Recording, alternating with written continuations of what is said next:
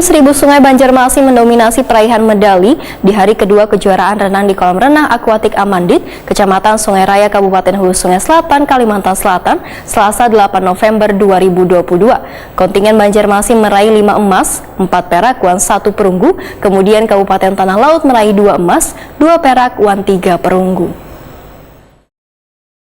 Tim Seribu Sungai Banjarmasin mendominasi peralihan medali di hari kedua kejuaraan renang di kolam renang akuatik Amandit, Kecamatan Sungai Raya, Kabupaten Hulu Sungai Selatan, Kalimantan Selatan, Selasa 8 November 2022. Kontingen Banjarmasin meraih 5 emas, 4 perak, uang 1 perunggu, kemudian Kabupaten Tanah Laut meraih 2 emas, 2 perak, uang 3 perunggu. Sedangkan di urutan ketiga diduduki kontingen Banjarbaru yang menyabet 2 emas, 1 perak, uang 2 perunggu. Teknika Delegate Renang Juhrianur Wahirtakuni memadahkan di hari kedua kejuaraan renang masih didominasi tim renang Banjarmasin.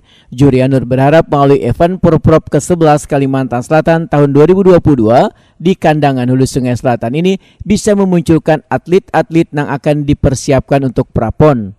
Renang ini untuk hasil hari kedua ini masih di sini didominasi Banjarmasin dengan perolehan medali.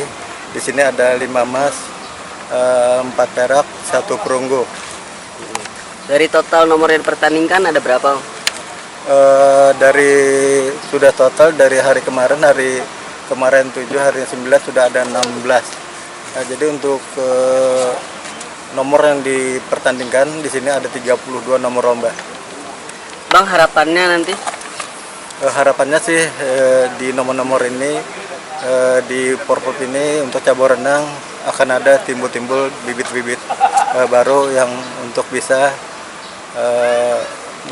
mewakili di prapon nantinya. Sementara itu, ada sebanyak 32 nomor yang dipertandingkan pada gelaran Porprov ke-11 di Hulu Sungai Selatan ini, diantaranya gaya dada, gaya punggung, gaya bebas, estafet gaya bebas, gaya kupu-kupu, wan estafet gaya ganti putra wan putri.